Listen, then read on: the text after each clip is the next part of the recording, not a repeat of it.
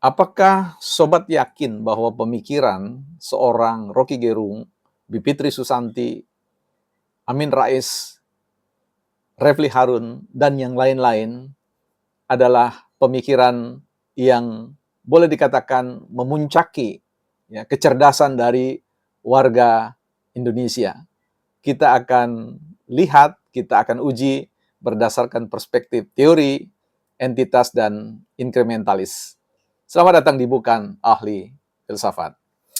Baik teman-teman, ini menarik ya. Kita akan coba merespon, melihat sejauh mana pikiran-pikiran seorang Rocky Gerung, pikiran seorang Amin Rais, seorang Bivitri Susanti, seorang Ferry Amsah, Refli Harun, dan yang lain-lain itu dapat dipercaya untuk meyakinkan kita semua bahwa mereka punya benak yang baik, punya pemikiran yang tangguh untuk membawa Indonesia more better atau jauh lebih baik dari kondisi sekarang.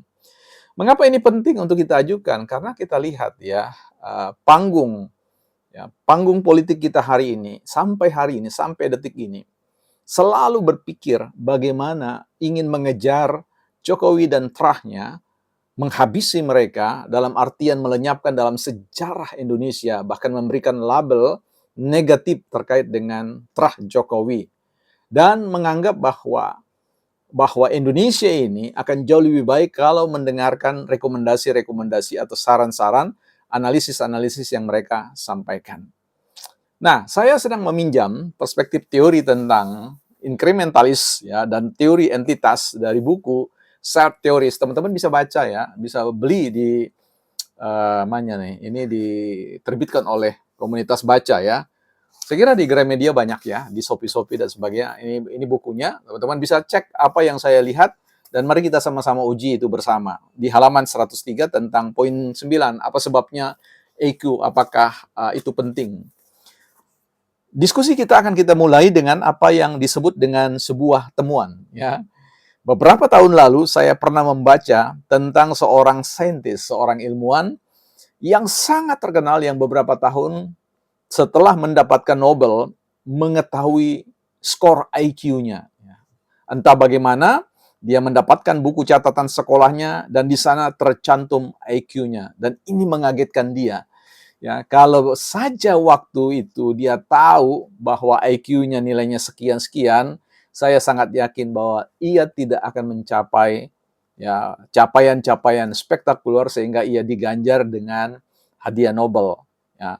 Nah, ini yang kemudian menarik ya untuk mengatakan di mana penulis buku ini Carol Dweck, PhD filosofi doktoral, itu kemudian membuat sebuah riset ya bagaimana mereka mengkelompokkan dua anak dengan menguji mereka dari satu perspektif pendekatan entitas, teori entitas, ya, yaitu bahwa teori entitas mendasarkan keyakinan mereka orang yang memiliki IQ yang tinggi, kapasitas yang tinggi sejak dahulu akan tetap tinggi selama-lamanya.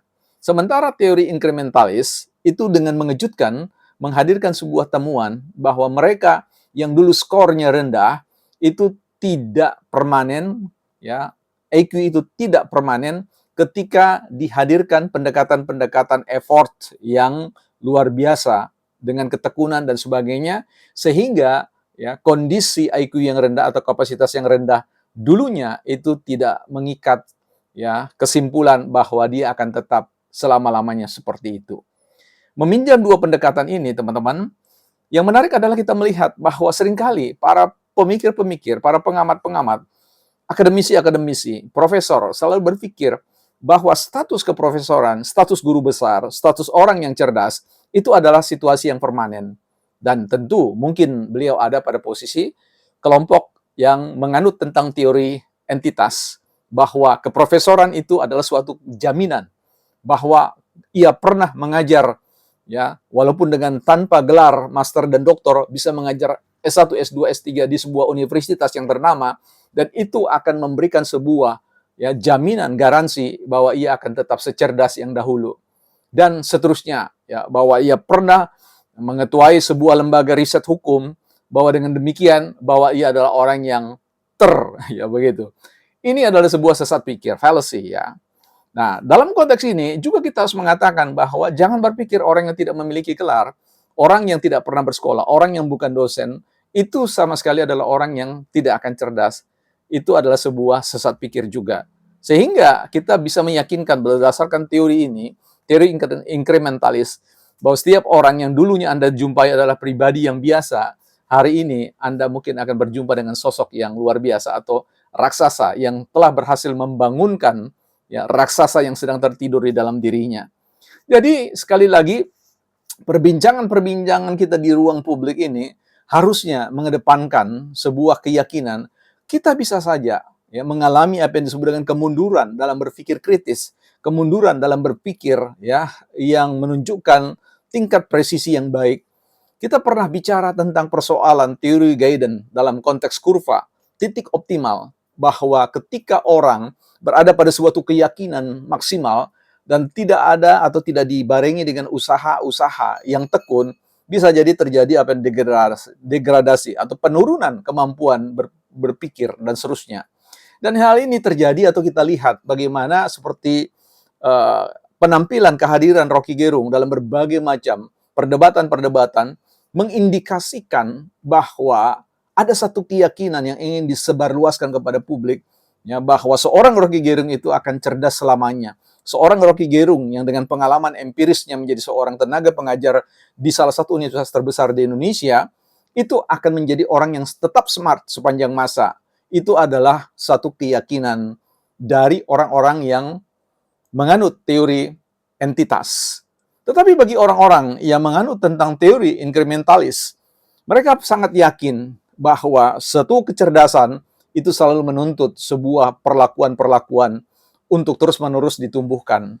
Nah, sehingga di sini akan kita lihat, suatu hari kita akan kaget bahwa orang atau Anda sendiri atau sobat-sobat sendiri dulu berpikir, dulu 5 tahun yang lalu, orang ini tampak begitu cerdas, Tetapi sekarang dengan pertumbuhan, dengan pendekatan inkrementalis yang sobat lakukan, sobat bisa melihat, oh ternyata cara berpikirnya tidak begitu canggih dan sebagainya.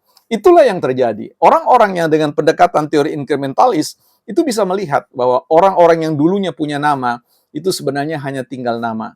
Mereka-mereka adalah orang-orang yang kalau hadir di sebuah ruang publik dan tidak pernah sadar terhadap dengan potensi kelemahan dalam dirinya, orang ini masuk dalam kategori entitas, kelompok entitas, bukan kelompok inkrementalitas. Karena itu teman-teman, usahakan bukan partai politik dan juga bukan ahli filsafat adalah ruang publik yang untuk membawa teman-teman dengan pendekatan inkrementalis untuk bertumbuh selapis demi selapis dari hari ke hari, untuk mengkritisi diri sendiri, mengkritisi pemikiran-pemikiran orang lain, dan tidak mudah untuk percaya terkait dengan pikiran-pikiran bahwa kebenaran itu datang hanya dari orang-orang yang selama ini kekeh untuk mengatakan Indonesia akan baik dengan teori seperti ini. Jika ada orang yang berpikir bahwa dengan mengejar Jokowi, dengan menghancurkan terah Jokowi, dengan mencabut terah Jokowi ke akar-akarnya, itu adalah cara yang terbaik untuk membangun Indonesia, memperkuat atau membuat strong state bagi Indonesia, saya kira itulah orang-orang dengan perilaku atau karakter entitas yang menganggap dirinya orang-orang yang perfect dalam konteks memikirkan pergulatan bangsa dan negara. Nah, disinilah kemudian teman-teman kita bisa perlu tumbuh dan belajar untuk meyakini bukan hanya Rocky Gerung, bukan hanya Bipitri, bukan hanya Peri Hamzah, bukan hanya Refli Harun, tetapi kita pun, saya pun bisa juga sebagai orang yang tampil dalam ranah konteks teori entitas yang bisa saja meyakini bahwa diri adalah punya kebenaran, tetapi sebenarnya sedang mengalami kemunduran yang sangat jauh. Karena itu, bukan ahli filsafat dan bukan partai politik, tidak ada yang kebal dengan kemunduran-kemunduran. Tetapi yang harus kita lakukan adalah saling memberikan catatan kritis. Kali-kali apa yang kita pikirkan juga keliru.